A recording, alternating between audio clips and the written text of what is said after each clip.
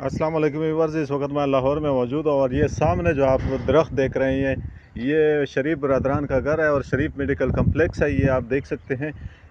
यहाँ पे आप देखें ये मेन 11,000 का खंभा गिरा हुआ है। ये तकरीबन इसको 2 महीने से ज़्यादा हो चुके हैं। अभी तक इसके लिए कोई इंतज़ामात नहीं किया गया। बहुत ही ख़तरनाक सिचुएशन में ये है कि अगर किसी की जान भी जा सकती है।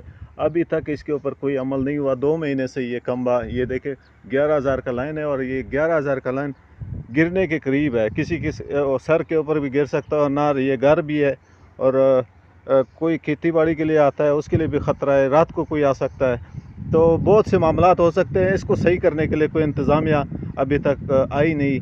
कोई इंतज़ामिया जो वापडा है उनको कंप्लेन भी हुई है, लेकिन फिर भी उसके बावजूद वो यहाँ पे नहीं आए। तो मेरा उन वापडे वालों से दरख्वास्त है जो कि शरीफ मेडिकल कम्प्लेक्स के आसे पासे जो